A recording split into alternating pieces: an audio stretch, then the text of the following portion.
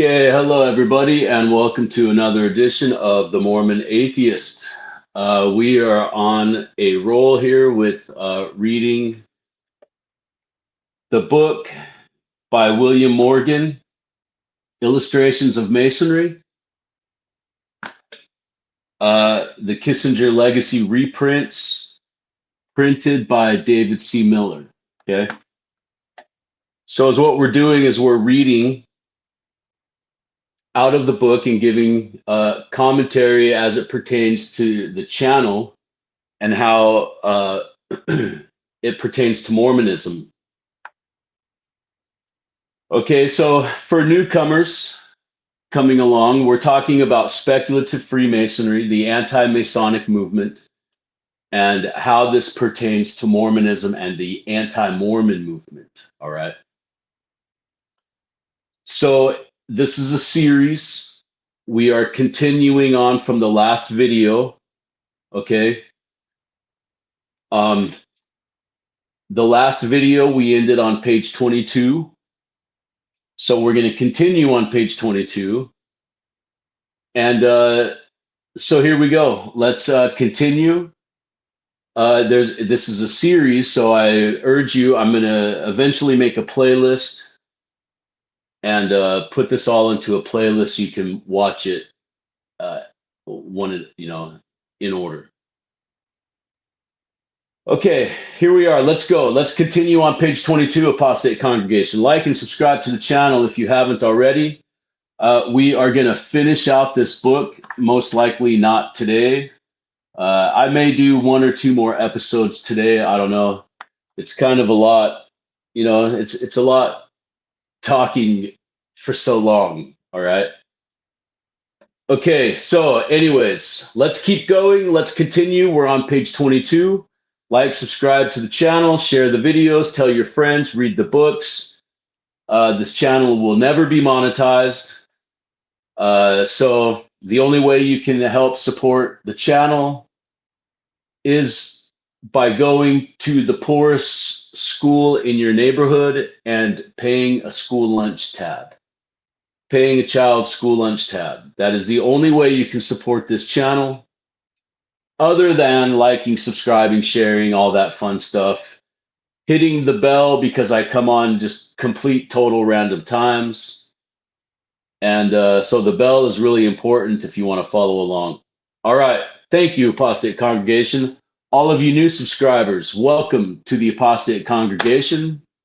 You are very much welcome. Everybody's welcome here. And let's go. Let's continue. So, page 22. I'm going to read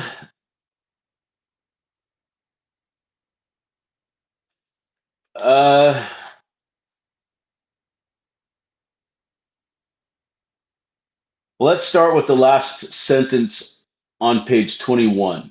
All right. So this is the oath, right? All right. And so we're going to continue with the last sentence on page 21. To all of which I do most solemnly and sincerely promise and swear, without the least equivocation, mental reservation, or self-evasion of mind in me whatsoever, binding myself under no less penalty than to have my throat cut across, right? We talked about this in the last video. This is how William Morgan died, all right? My tongue torn out by the roots, and my body buried in the rough sands of the sea at low water mark. This could also be called low tide, all right? At low tide. Well, right here, where the tide ebbs and flows twice in 24 hours. So help me God. So if you think about that, twice in 24 hours, literally every lake, river, stream, everything ebbs and flows twice in 24 hours. So that means anywhere, right? Anywhere there's a body of water that is deep enough to bury a body, that the tide recedes far enough that you can bury a body, right? That's what they're talking about, right? Okay. So help me God, and keep me steadfast in the due performance of the same. Here's where we left off in the last video. This is where we pick up on this one. After the obligation, the master addresses the candidate in the following manner. Brother, what do you call a fellow Mormon, right? A brother. Brother, to you the secrets of Masonry are about to be unveiled. Mormonism unveiled. And a brighter sun never shone luster on your eyes, right? You got to pay attention to this wording is so important. And this is another one that's in quotations. So the quotation is, brother, to you the secrets of Masonry are about to be unveiled, and a brighter sun never shone luster on your eyes. While prostrate before this sacred altar, do you not shudder at every crime? Have you not confidence in every virtue? May these thoughts ever inspire you with the most notable sentiments. May you ever feel the elevation of soul that shall scorn a dishonest act. Brother, what do you most desire? End of quotation.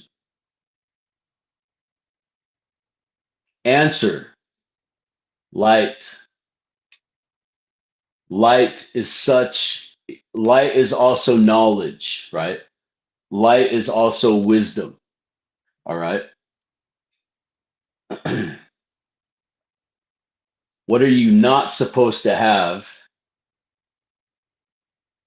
in religion, right? What is, Eve, Eve ate of the forbidden fruit. She gained wisdom and knowledge, right? So these are things you're not supposed to have. Okay. So when you say, what do you most desire? And your answer is light. This is occultic. All right. What is the light? Remember Isaiah, right? Lucifer is the light. In Revelations, Jesus becomes the light. In Freemasonry, they're in search of the light. Mormonism claims to be the light.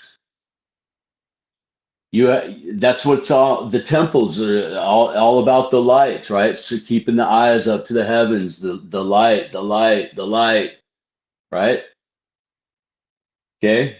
So correlate this stuff, apostate congregation. You understand? Master to brethren. Brethren, stretch forth your hands and assist in bringing this new made brother from darkness to light. Okay, what is Joseph Smith in search of? Right? He doesn't agree with all the other religions, right? They're all darkness, right? The angel comes and says, don't believe in any of them. Okay. The members having formed a circle around the candidate.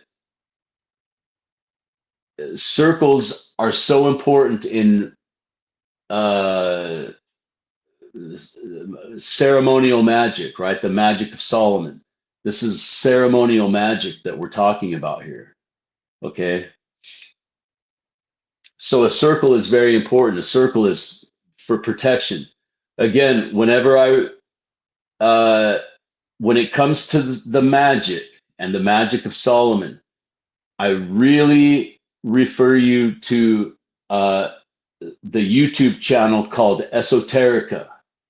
It's by Dr. Justin Sledge.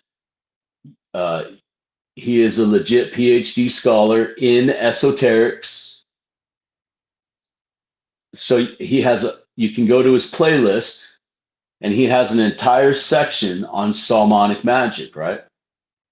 So the ceremonial aspects of Solomonic magic, the magic of Solomon, are profound in the religious institution of Masonry. Do you understand me? The members having formed a circle round the candidate, the master says, okay, now these are actually in the grimoires. Okay, understand me, congregation. Like, I'm not playing around with you when I'm telling you these prayers are legit in these books. Okay, these are the grimoires, the greater and lesser keys of Solomon. These prayers are also in the Bible. Okay, so master to brethren, stretch forth your hands and assist in bringing this new made brother from darkness to light. The members, having formed a circle round the candidate, the master says, and God said, let there be light, and there was light. Remember what the quote was from R.R. Lansing, right? In our dedication page. Remember in our first video, right?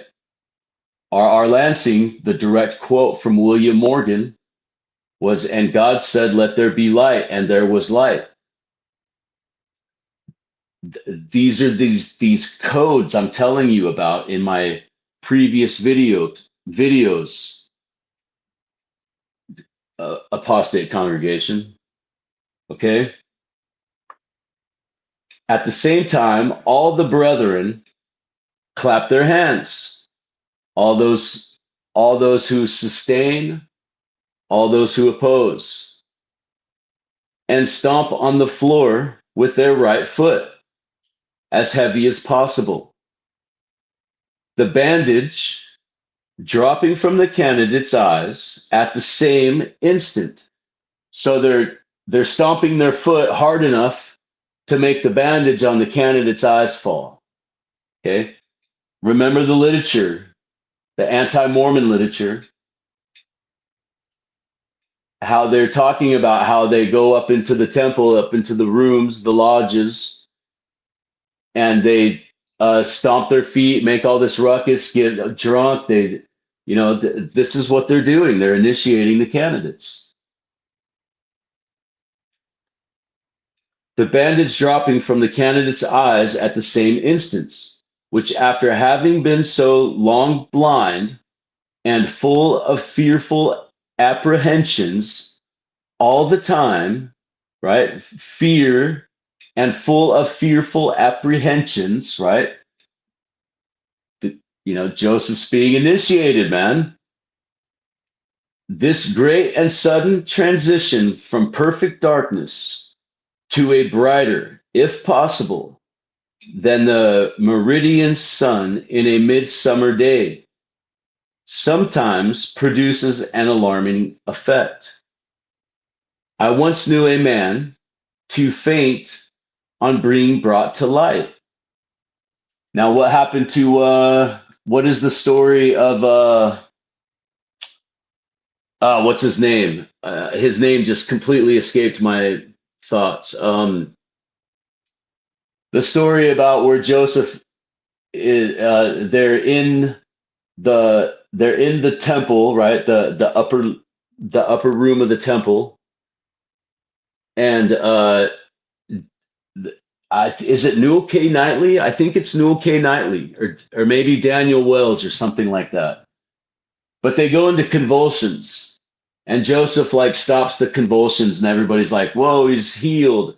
Right? Okay, that episode, all right, is what this guy's describing. Okay, so what that he so William Morgan is not describing that, obviously, right?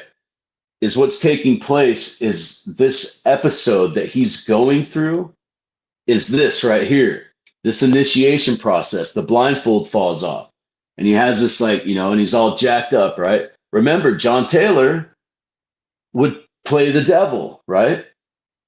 So these things are prevalent. Okay, these are all clues, and you got to connect all these dots, congregation, right?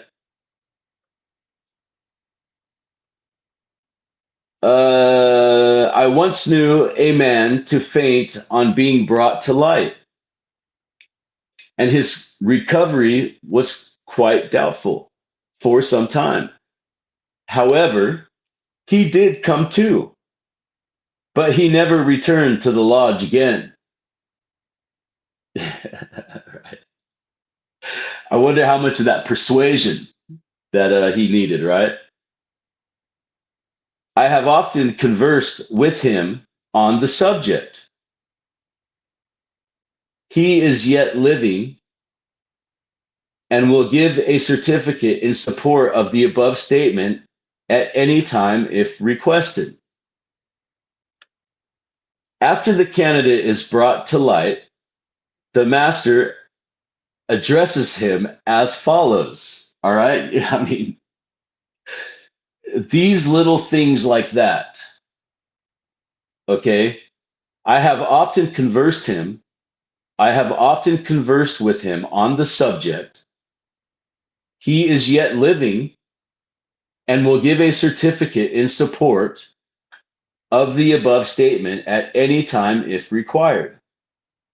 Those are the things that are missed when it comes to this literature, apostates. Everybody gets wrapped up in all the other stuff. But those little commentary things like that, remember, this is 1820. He gives this to the printer in August of 1826. He gives this to David C. Miller. This book is printed in 1827. All right? It says it right on the thing. All right?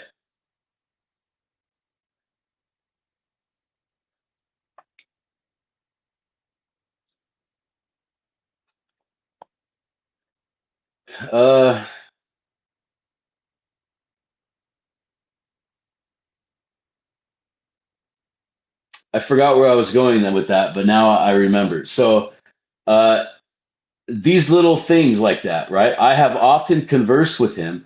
They get lost. Scholarship doesn't talk about this stuff. Nobody says, like, in Morgan's book, he says this.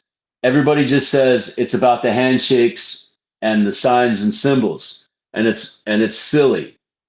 Don't read it because you don't need it, right?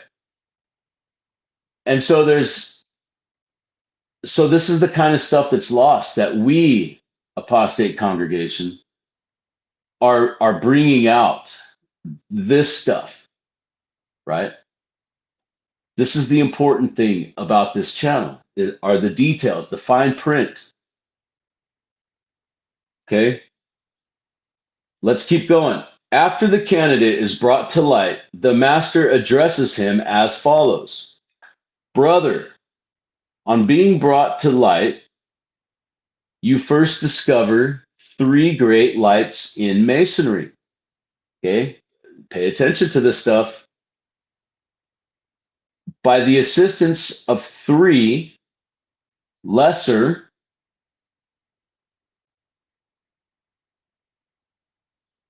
these are keys. This is the code I'm talking about. We switched from coffee to water, apostates. There are thus explained the 3 great lights in Masonry are, pay attention, the Holy Bible, the square, and compass. Okay, we're going to get into this right now. Here, Morgan. The Holy Bible is given to us as a rule and guide for our faith and practice. All right? Mark that. Mark that right there. The Holy Bible is given to us as a rule and guide for our faith and practice. The square, to square our actions. Okay, mark these. And the compass, to keep us in due bounds with all mankind, but more especially with the brethren. Mark that, because that is the explanation of the three lights. All right. The three lesser lights are three burning tapers or candles placed on candlestick. Think of the magic here. This is ceremonial magic, apostate congregation. This stuff is legitimately in these books. Okay, the Keys of Solomon. Some say, or candles on pedestals. They represent the sun, moon, and master of the lodge, and are thus explained. As the sun rules the day and the moon governs the night, so ought the worshipful master with equal regularity to rule and govern his lodge, or cause the same to be done. You next discover me as master of this lodge, approaching you from the east upon the first step of Masonry, under the sign and due guard of an entered apprentice Mason. The sign and due guard has been explained. This is the manner of giving them. Imitate me as near as you can. Keep your position. First step off with your left foot and bring the heel of the right into the hollow thereof, so as to form a square. This is the first step in Masonry. Are you following me?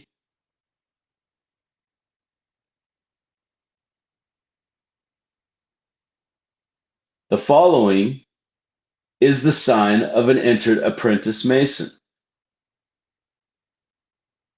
and is the sign of distress in this degree. Okay? The signs of distress that we learn about in Mormonism are different in the 1820s. Okay? It's a level of degree. So the sign of distress that Joseph Smith is giving is the sign of the distress for his level of degree. Okay? You are not to give it unless in distress. It is given, okay, so here is the sign of distress according to the entered apprentice Mason. And this sign, okay, it is given by holding your two hands transversely across each other, the right hand upwards, and 1 inch from the left. The following is the due guard of an entered apprentice Mason. Remember the word due guard, right? Due guard is the sign, right, of the apprentice. That's how you get in, right? Go to the previous videos and watch that, right? I show a picture of it. Okay, I told you, get your pencils and papers out and pay attention to these words because they have meaning, congregation. Like and subscribe to the channel if you haven't already. And we're cruising through this, so let's go. The following is the due guard of an entered apprentice Mason. This is given by drawing your right hand across your throat, the thumb next to your throat, your arm as high as the elbow in a horizontal position. Brother, I now present you my right hand in token of brotherly love and esteem, and with it the grip and name of the grip of an entered apprentice Mason. All right. So as you're doing the grip, and here is the picture of the grip. All right, there's the grip right there.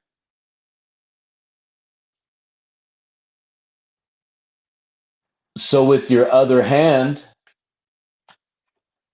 you're doing the due guard sign, right? The due guard sign. Okay, this is the sign of distress.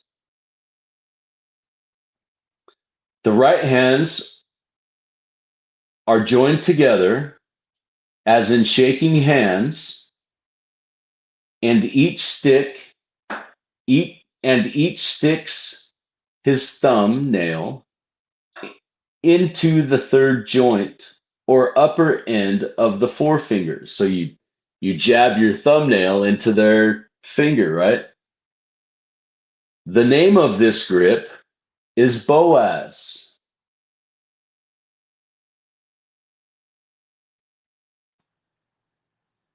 What are the pillars called? The Yakin and Boaz. What is the anonymous, the unknown author of the literature called Yakin and Boaz, right? Do you understand how all this correlates, apostate congregation? Okay, you have to pay attention to this stuff and catch these little details. These are little details. These are those words, that words matter. This grip is Boaz. That's the name of the grip. And it is to be given in the following manner and no other. The master first gives the grip and word and divides it for the instruction of the candidate. The questions are as follows. The master and candidate holding each other by the grip as before described. The master says, "What is this?" Answer, "A grip." "A grip of what?" Answer, "The grip of an entered apprentice Mason." Page 24. Has it a name? Answer, "It has." "Will you give it to me?" Answer, "I did not so receive it, neither can I so impart it." "What will you do with it?" Answer, "Letter it or have it." Have it like cut it in half. Have it. HALVE. Letter it or have it. Have it and begin. HALVE. Have it and begin. Answer, "You begin." "Begin you." Answer, BO. The reply, AZ. Answer, Boaz. Master says, right? Do you understand that? Did you follow along with that? Has it a name? Answer, "It has." Okay, he's asking him, what is this, right? He's got the grip. He's got his thumbnail jabbed in his finger.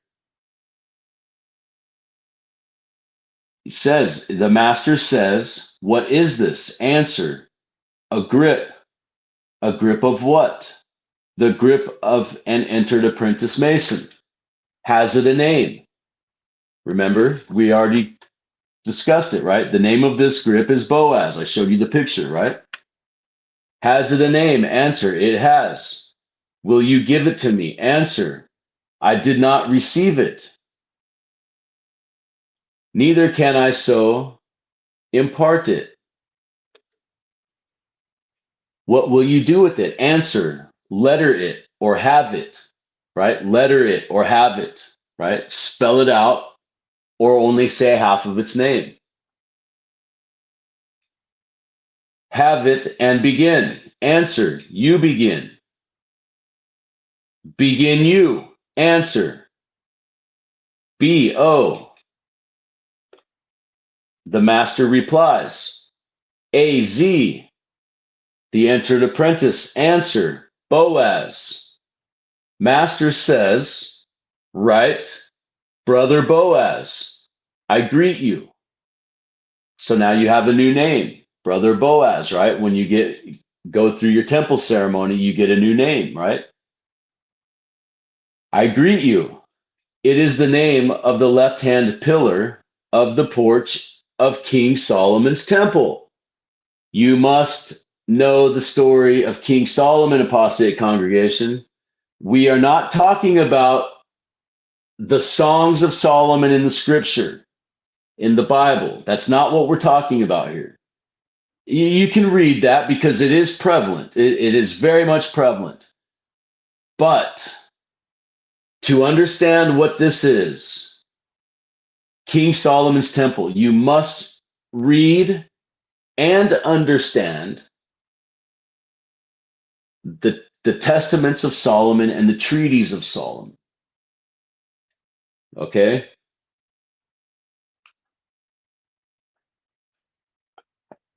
You have to know what Solomon's temple is even all about. And the New Jerusalem. Why is the New Jerusalem so important? What is Joseph Smith's entire idea? Where is the New Jerusalem? In Mormonism, right? It's in Missouri, the promised land, right? That's where God came down, Adam and Eve, Adam and Demo, or whatever that place is called, Amondi, or whatever, however it is you pronounce that. Okay, the temples of Solomon. This is what the temples in Mormonism are. Okay, the meeting houses in Mormonism are, you can look at them as the lodges. Okay, the meeting houses are the lodges.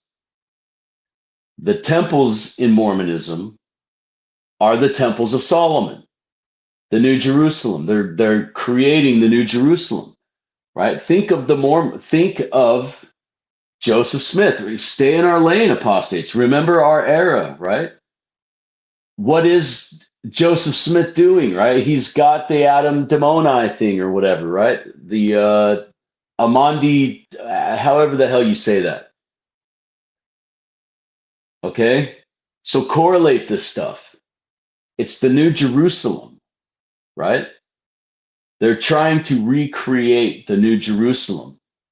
And America at the time, right? You got to remember that the Age of Enlightenment, the Victorian era, right? The first religious revival. Okay, Joseph Smith comes about in the second religious revival, but there's one before that. Okay, so this stuff all plays a factor in this story. Okay. And to dismiss one is to dismiss the entire thing. And to go back to fucking square one with our dumb folk magic bullshit story. Okay?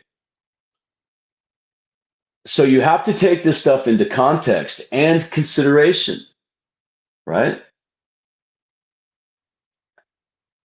Okay, let's continue on.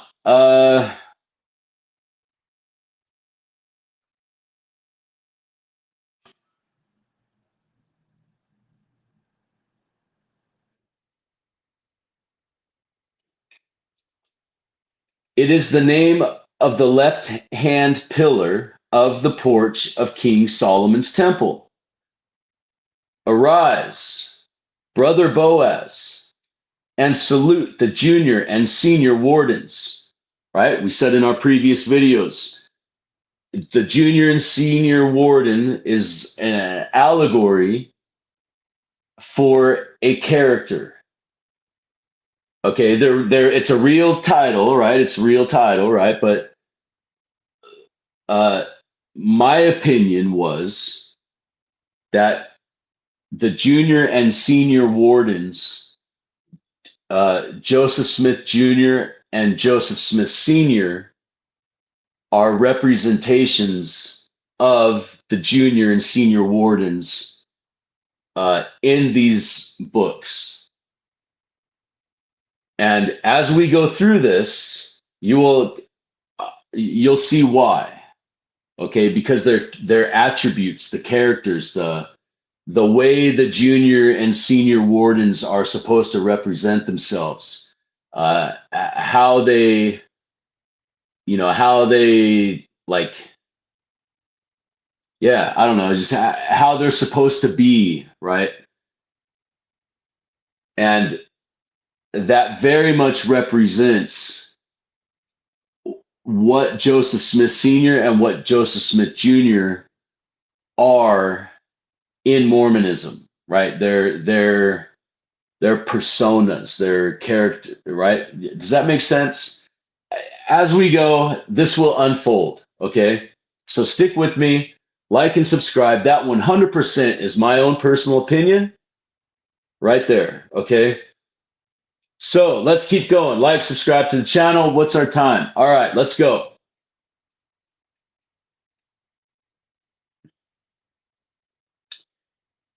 Okay, it was the name of the left-hand pillar of the porch of King Solomon, King Solomon's temple.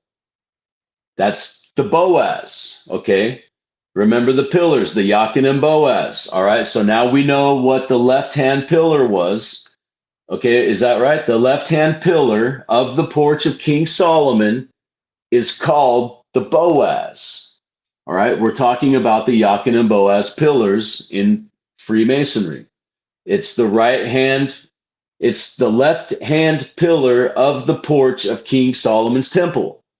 Arise, brother Boaz, and salute the junior and senior wardens as such, and convince them that you have been regularly initiated as an entered apprentice Mason and have got the sign, grip, and word. The master returns to his seat while the wardens are examining the candidate and gets a lambskin or white apron. Remember the lambskin order. What is Joseph Smith? He is part of the lambskin order, okay? Remember in Southwick's book, there's only one person that can make these lambskin aprons. You understand me? That's the Hatter. Okay, that's in Southwick's book. The Hatter is the only person that can make these lambskin aprons. Okay, what is the story of Joseph Smith and his aprons? He was the only one that could make these lambskin aprons, right? Okay. And they also later called themselves the Lambskin Order, okay? The lambskins, okay, the lambs, this kind of stuff, right? The master returns to his seat while the wardens are examining the candidate and gets a lambskin or white apron, presents it to the candidate, and observes, brother, I now present you with a lambskin or white apron. It is an emblem of the innocence and the badge of a Mason. It has been worn by kings, princes, and potentates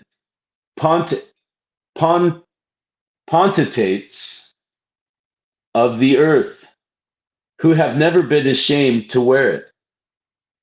It is more honorable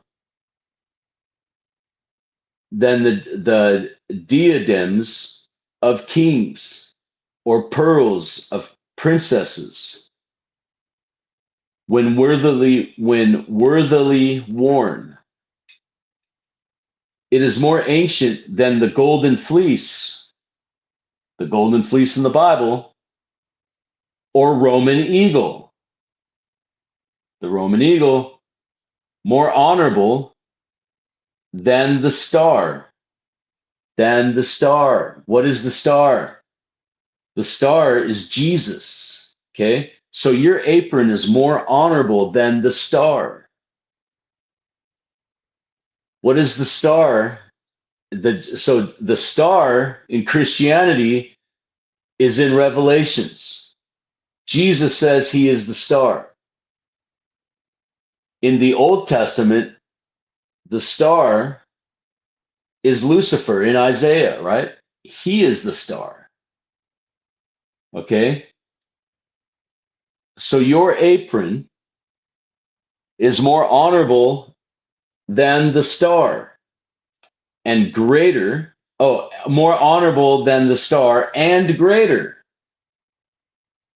or any other order than can be conferred upon you at this or any other time. Your allegiance is to the order. In Mormonism, your allegiance is to the church, except it be in the body of a just and lawful constituted lodge. Lying for the Lord. Okay? Lying for the Lord. All right? You will carry it to the senior warden in the West, who will teach you how to wear it as an entered apprentice Mason. So you're going to go be re-educated, right? The senior warden ties the apron on and turns up the flap instead of letting it fall down in front of the top of the apron.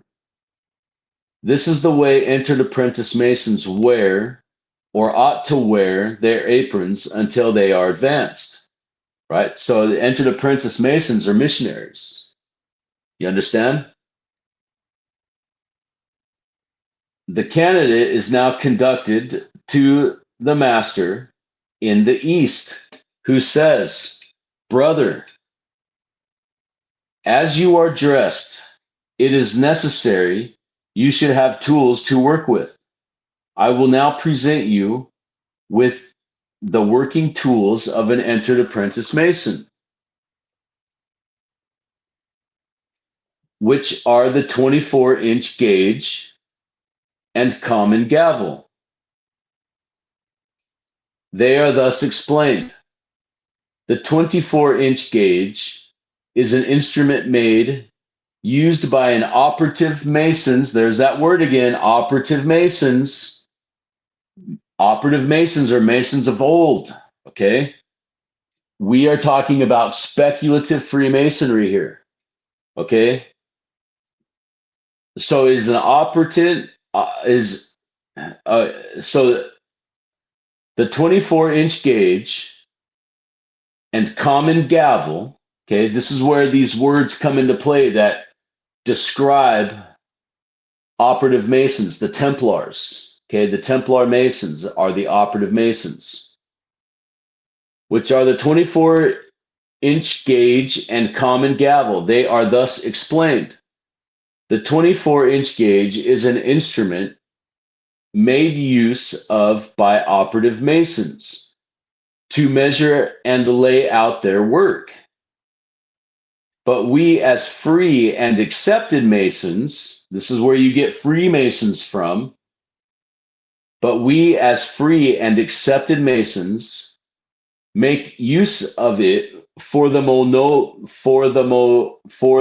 noble and glorious purpose of dividing our time. So there you have the separation. Masonry of old, operative Masonry, what the gauge means to them, and this new free and accepted Masonry, speculative Masonry, and what the gauge means to them. So we have two complete separate ideologues here. Do you understand me? The religious institution of Masonry is what the Anti-Masonic Movement is all about. These little things like that are what's missing out of scholarship and out of the William Morgan story, out of the anti-Masonic story. These little tiny details. Why is operative that word? Why does that even matter? Because operative is the Masonry of old.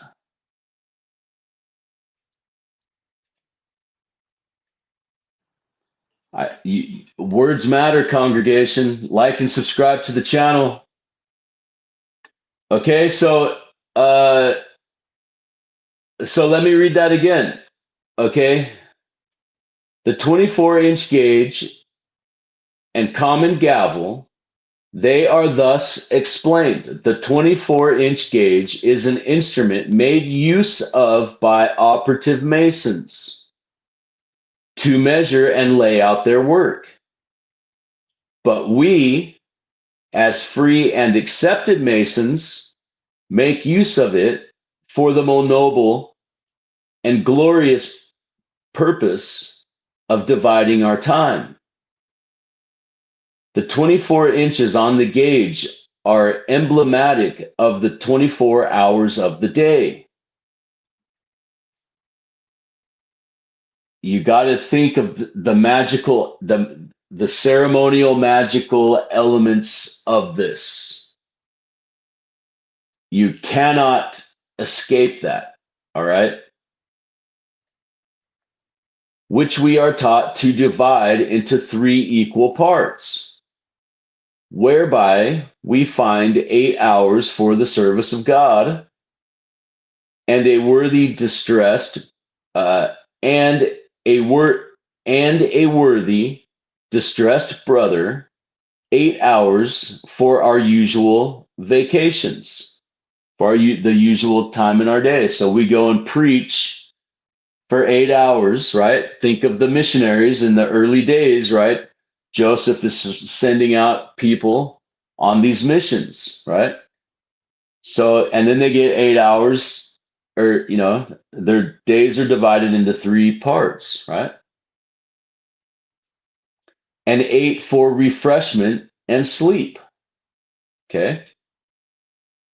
So 8 to preach God, 8 to just mule around and, be knuckleheads, and then 8 for sleep and refreshment. The common gavel is an instrument made use of by operative Masons, once again, to break off the corners of rough stones.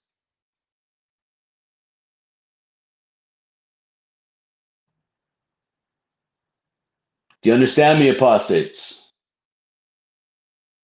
The link to Mormonism is in the wording.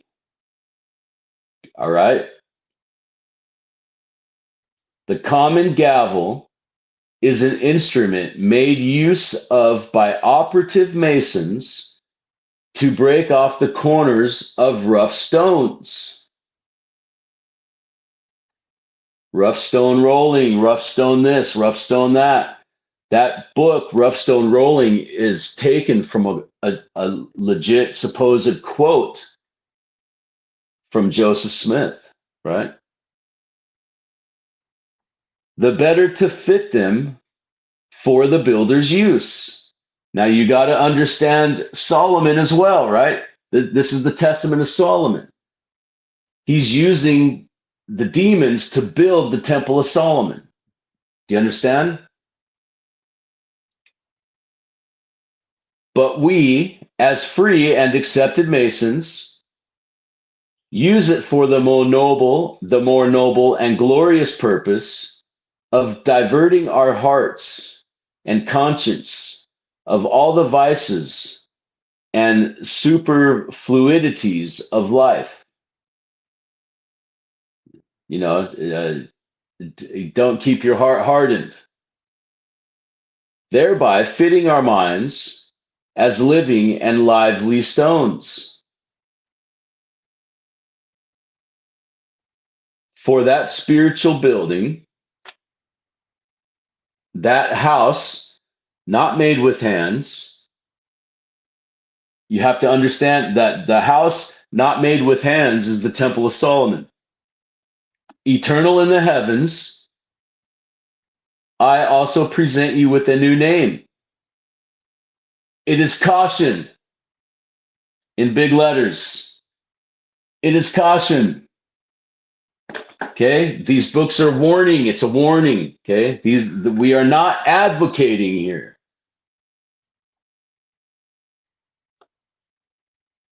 I also present you with a new name. It is caution.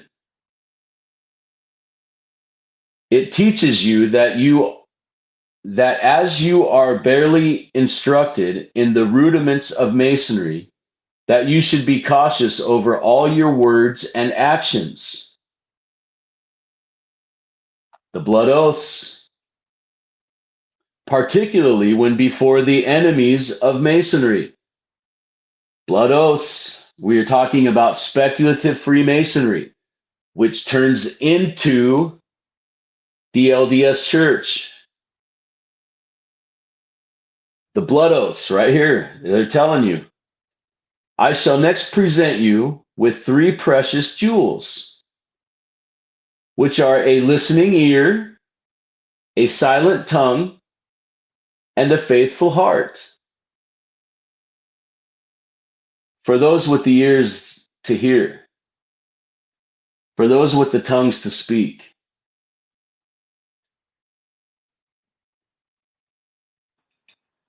For those with the hearts that are seeking the truth and not faith. Praise you. Praise these authors. Praise the muse. Hail the muse. We are William Morgan Apostate Congregation.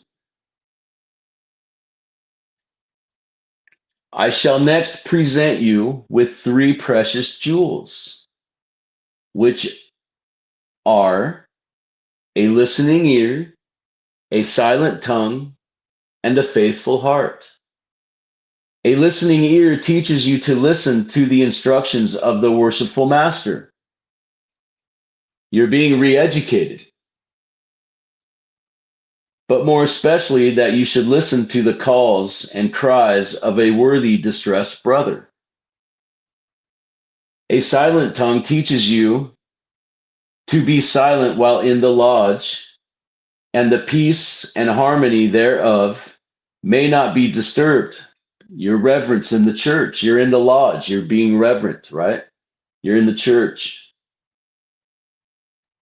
But more especially that you should be silent before the enemies of Masonry, right?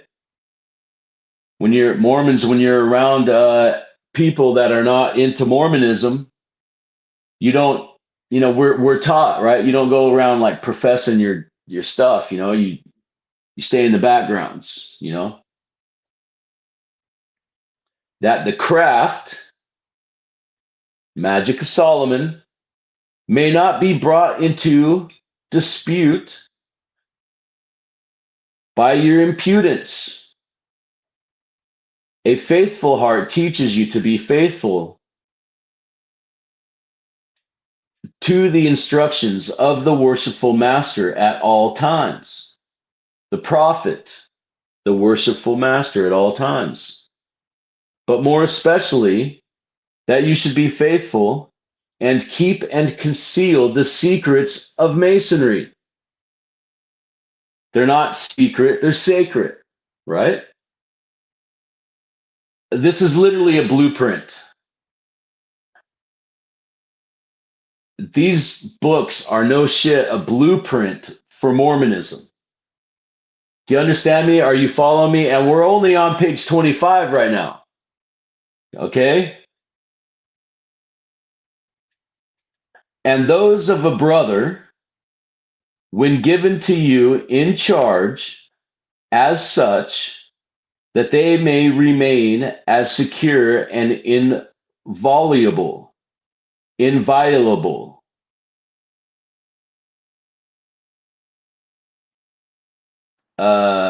that they may remain as secure and inviolable in your breast as in your own, before committed to you.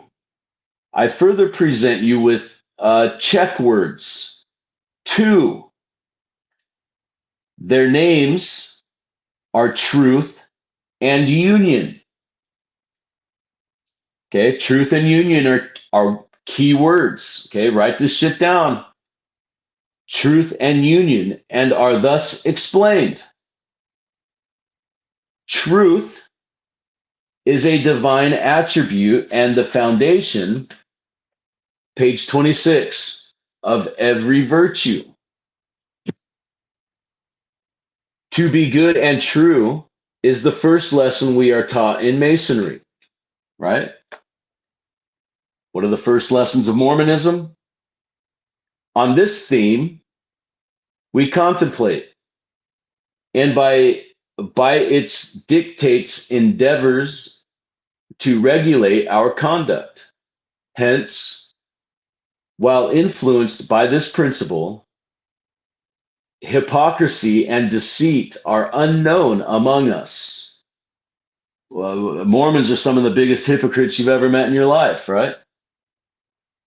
Sincerity and plain dealing distinguish us, and the heart and tongue join in promoting each other's welfare and rejoicing in each other's prosperity. The Enochian order, okay? Union, okay, remember, these are the words, right? These are check words. These are the 2 check words, truth and union. Okay, we just did truth. Now let's do union. Union is that kind of friendship which ought to appear conspicuous in every Mason's conduct. Do you understand? Okay. It is so closely aligned to the divine attribute, truth, that he who enjoys the one is seldom destitute of the other. Where this is the Enochian order, the communistic order, right? Should interest, honor, prejudice, or human depravity ever induce you to violate any part of the sacred trust we now repose in you, let these 2 important words, at the earliest insinuation, teach you to pull on the check line of truth, which will infallibly direct you to pursue that straight and narrow path which ends in the full enjoyment of the grand lodge above. Your obligation is to the lodge, first and foremost. Any deviation from that, there's consequences. What is things like the SCMC? What is things like, if you don't pay your tithing, right? There's consequences in Mormonism. It's the same thing.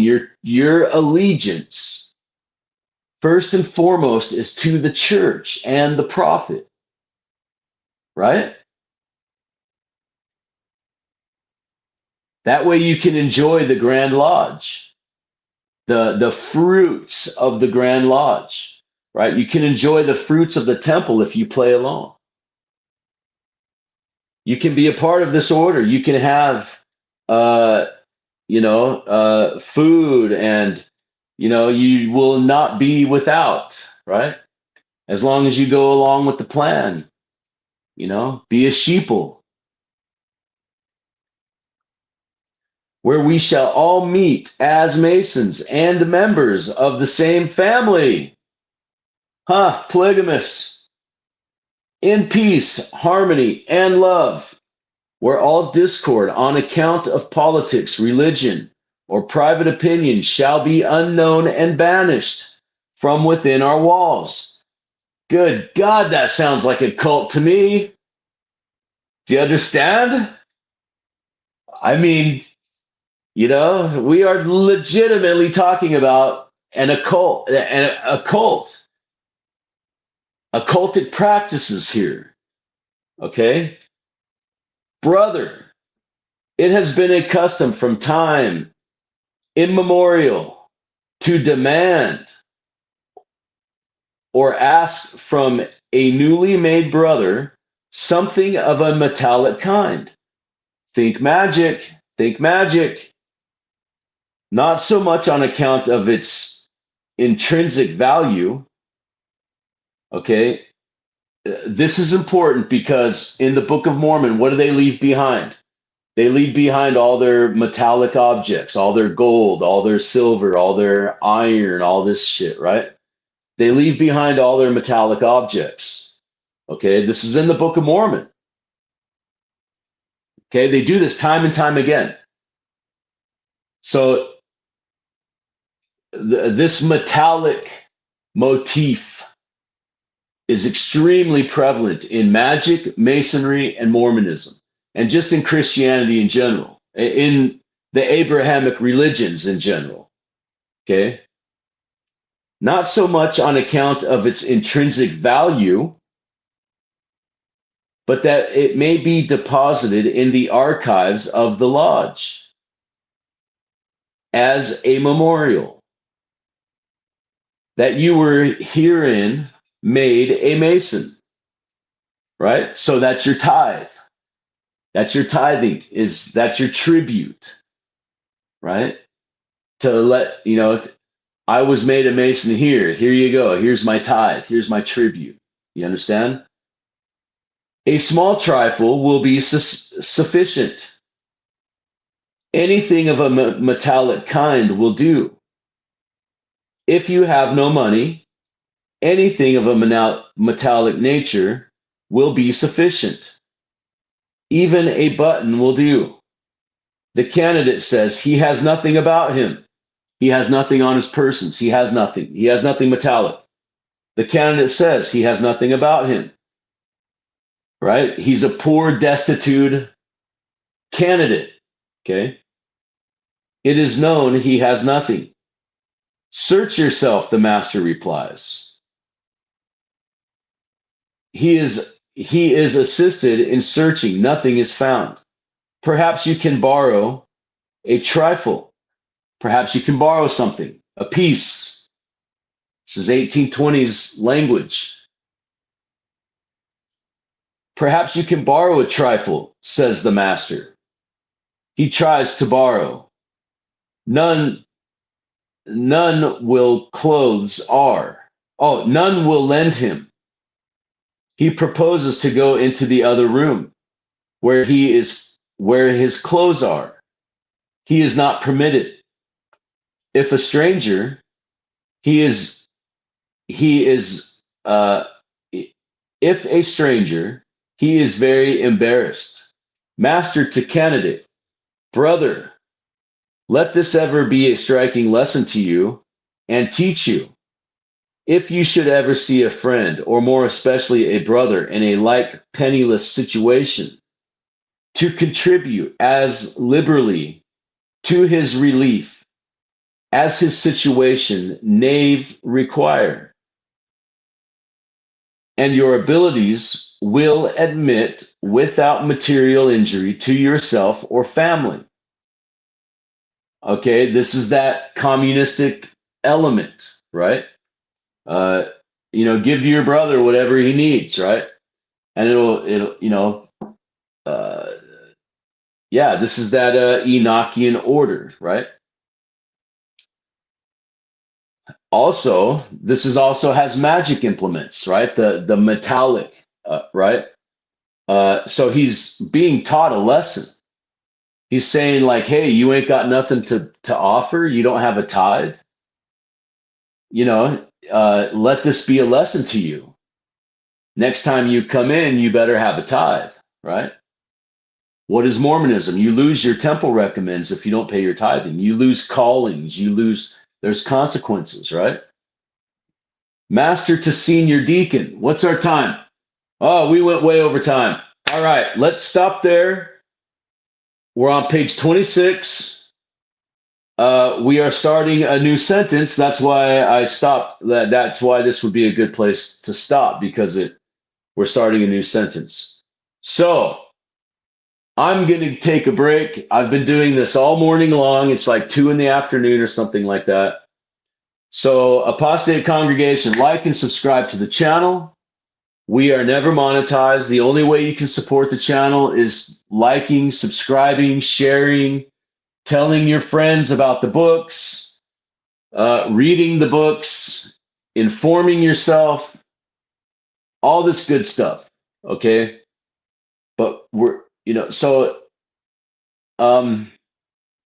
this is a series. So we're going to stop here on page 26.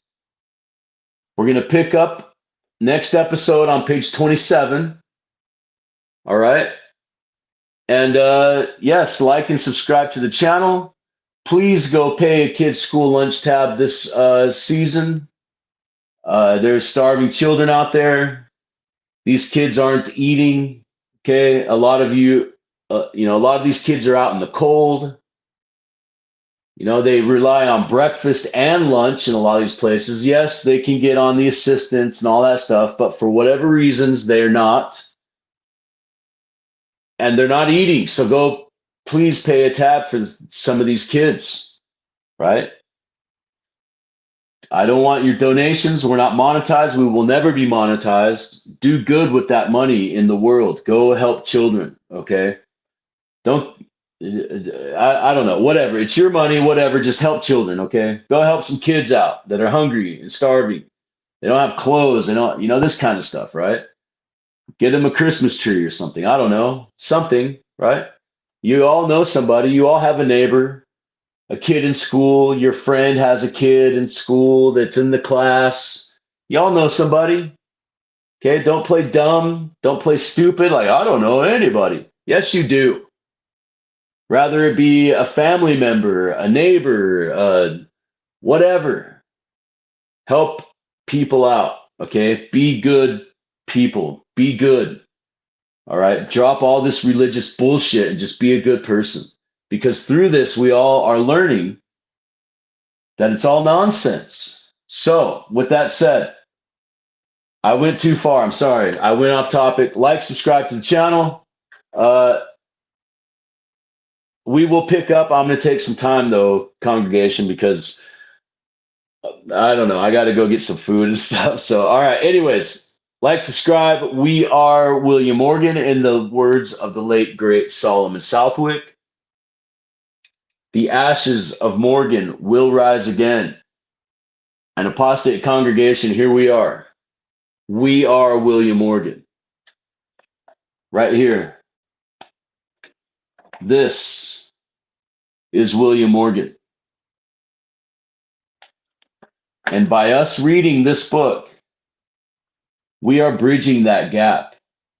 That is what makes us William Morgan. That is why we are William Morgan, is we are bridging that gap. We are now the allegory. Do you understand me? My name is not William Morgan. But as far as bridging that gap, it is. And so is yours. That is what William Morgan represents. Okay? Apostate congregation, thank you. I appreciate each and every one of you. Like, share, and subscribe to the channel, please. And we are William Morgan. We will see you on the other side.